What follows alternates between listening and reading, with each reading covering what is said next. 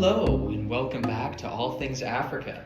Today, we are joined by a very special guest, Kenya. Hey! I've got a couple questions for you guys. To start off, to what extent is the nation still recovering from the effects of imperialism? Well, Kenya is continuing to grapple with the effects of imperialism. This is evident in its political and economic structures and the lasting social impacts left. Economic equality is still an issue in Kenya, mostly when it comes to land being divided between people. Many communities still are fighting to reclaim land that many have taken from them in earlier times. Cool. All right, I've got another question for you guys. What is the most pressing need for individual African nations? This is more of an opinion. Well, if I was to say so myself, I would say that these African nations need to achieve economic self-reliance and inclusive growth to be able to grow as a nation whole. They also should do things holistically so that they can sustain themselves in the improvements that they are making. Nice. All right, what are some Africans doing to address some of these issues, and how are they going about it? I think that Africans are taking active roles in addressing some of these issues by participating in government and advocating for improvements of issues. People also plant seedlings so that people in poverty can have access to materials that are necessary. Cool. Should Europe be involved?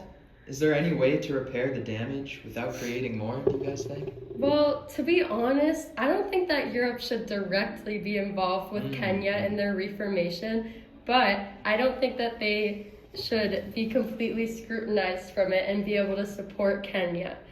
There is a way to repair the damage from imperialism without creating more, and careful steps just have to be taken in order to unify the people of Kenya.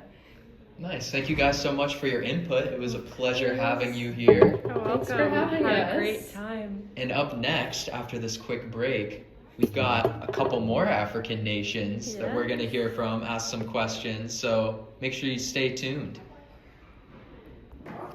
Welcome back, everybody. And now we are joined by Egypt. I've got a couple questions for you guys to answer. First, to what extent are nations still recovering from the effects of imperialism? Egypt has mostly recovered from imperialism and is doing really well on their own. They have their own democracy, but is mostly corrupt. Their economy is doing extremely well, having lots of tourists and the Suez Canal and an abundance of natural resources. Their corrupt government is most likely due to the fact that they are still feeling the effects of imperialism. They were controlled by Britain for so long, and they still don't know how to run their own government. Now that they are on their own, disabling factors like military and British rule over them. Nice. In your opinion, what is the most pressing need for individual African nations? In our opinion, the lack of experience of ruling a nation due to the colonial powers that had taken over the government is the most pressing need for Egypt. They didn't have any experience when they gained independence and were left stranded. Now they need to catch up with the rest of the growing economic and political world. Imperialism heavily delayed the progression of their own economic and industrialistic efforts. Very interesting. What are Africans doing to address some of these issues, and how are they going about it? Good question. Well, Egyptians are not happy about the corruption in their country currently. The economy is spiraling. This is causing chaos and panic. Terrorist attacks against the government are common, especially in tourist locations and religious spaces. The Egyptian government is ignoring this and is actively detaining peaceful activists. Their progress is being paused by the current corruption in their government. Do you guys think Europe should be involved? Is there any way to repair some of the damages without creating more?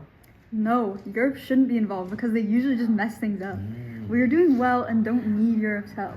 We are rapidly growing and have advanced infrastructure, education, and healthcare. Maybe they could apologize, but if they try to repair the damage, many issues could come up, such as sovereignty issues, challenges to freedom of African countries, and many disagreements could come from Europe trying to help.